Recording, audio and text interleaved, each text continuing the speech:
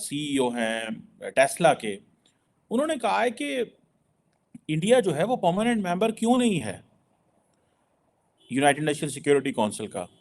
Elon Musk ने India को pitch किया है for the United Nations security council permanent seat, और ये बात उन्होंने लिखी है ट्विटर यानी कि एक्स के अपने अकाउंट पर। और वो एक मुहावरा हम बोलते हैं, जिसकी लाठी उसकी भैंस, जो है वो चल रहा है इस वक्त दुनिया में। अब जो जिसे कहते हैं ना, इंडिया लॉबिंग कर रहा है बहुत ज्यादा कि हम कैसे परमानेंट मेंबर बने यूएन सिक्योरिटी काउंसिल का। एलोन मस्क ने, बल्कि इससे पहले इसके ऊपर काफी लोग बात कर चुके हैं, और ना सिर्फ एलोन मस्क ने अब बात की है, इससे पहले इंडिया के वजीर आजम नरेंद्र मोदी साहब। लेकिन P5 में आके चाइना रोक देगा। लेकिन सारी बात है, ये इंटरनेशनल जो डिप्लोमेसी होती है, इसमें आप एक जगह फंस जाते हैं, एक जगह आपका पलड़ा भारी होता है, एक दूसरी जगह दूसरे का पलड़ा भारी होता है।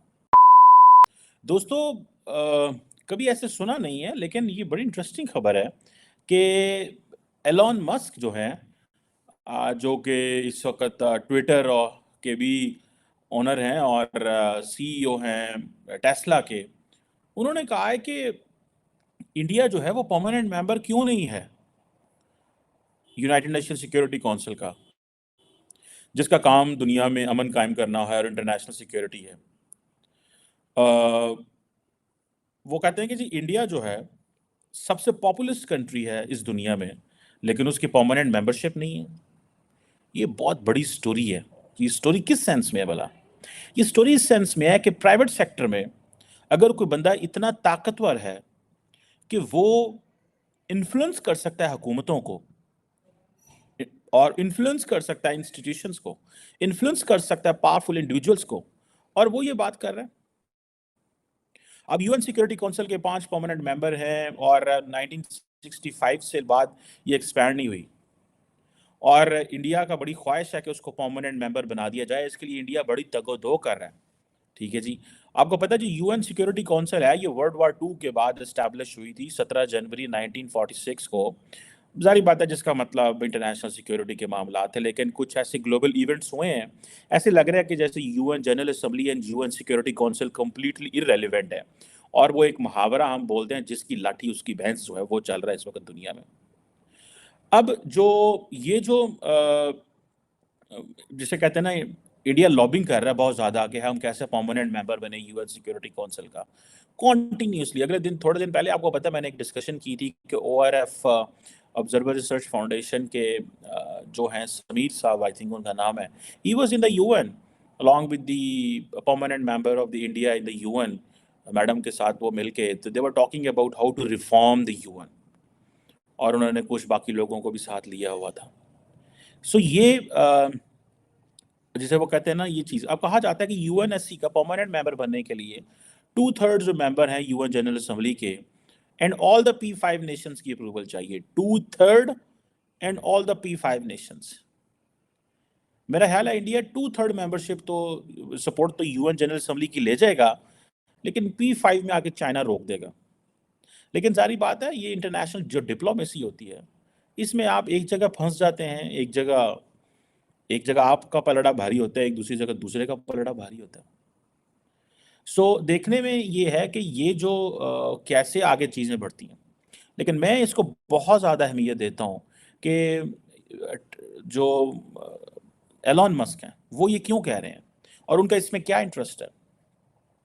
आपको याद होगा कुछ अर्सा पहले इंडिया के अंदर सुनने में तो ये भी आता है कि जो ट्विटर के हवाले से भी और टेस्ला के हवाले से भी बात करता हूँ, ट्विटर ने बहुत सारे अकाउंट्स जो थे इंडिया में ब्लॉक कर दिए थे, जिस पर प्राइम मिनिस्टर मोदी गवर्नमेंट का बड़ा प्रेशर था उस वक्त। ये that was an Twitter but now it's an x.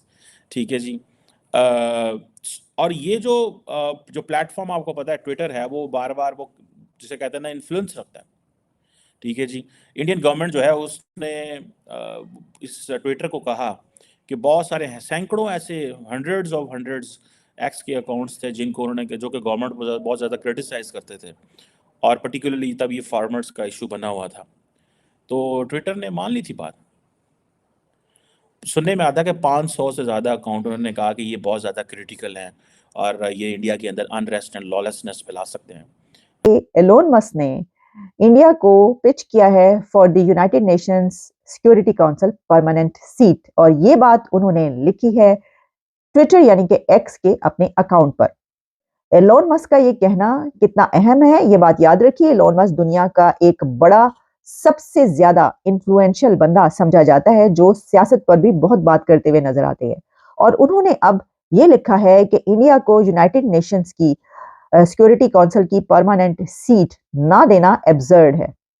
और उन्होंने कहा कि जो कंट्रीज हैं वो ये नहीं चाहते कि जो अपनी ताकत उनके पास है वो दूसरों तक उसको ट्रांसफर करें या शिफ्ट करें, उनको ये पसंद नहीं है।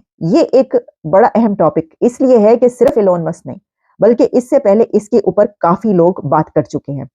और ना सिर्फ एलोन मस्क ने अब बात की है, इससे पहले इंडिया के वजीर आजम नरेंद्र मोदी साहब कई जगहों पर इस पे खुल के उन्होंने बात की, और इंडिया के external affairs minister doctor Jaishankar ने ये कहा था कि ये जो यूनाइटेड नेशंस है इसको रिफॉर्म्स की जरूरत है, और ये ऐसे ही है कि एक बस है जिसमें पैसेंजर्स बैठे हुए और कोई नया आता है तो उसको बैठने की जगह नहीं दी जाती। तो हम आपके सामने ये रखेंगे कि एलोन मस्क ने इसके ऊपर जो ट्वीट किया है उसके अंदर क्या कहा है, क्योंकि nasdaq.com पर मैंने ये खबर पढ़ी, इससे लेकर इंटरनेशनल मीडिया और इंडियन मीडिया इसको रिपोर्ट कर रहा है। पहले मैं आपके सामने रखती हूँ कि एलोन मस्क साहब लिख क्या रहे हैं। जनवरी 21 2024 ये डेट उनकी आ रही है, और इसमें वो लिखते हैं at some point there needs to be a revision of the UN bodies.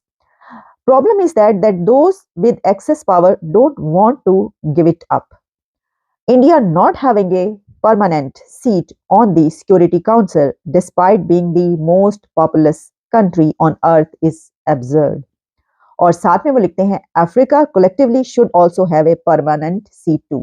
यानी उन्होंने ना सिर्फ इंडिया को सपोर्ट किया है बल्कि अफ्रीका को भी सपोर्ट किया है परमानेंट सीट के लिए यूनाइटेड नेशन सिक्योरिटी काउंसिल की।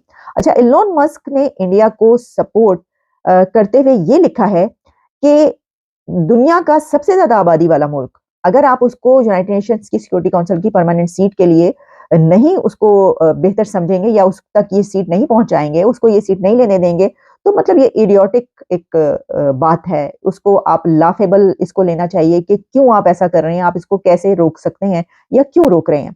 अब ये जो बात है, जो सेक्रेटरी जनरल हैं यूनाइटेड नेशंस के, उन्होंने एंटोनियो गुतेरेस ने भी ये वाली बात की है।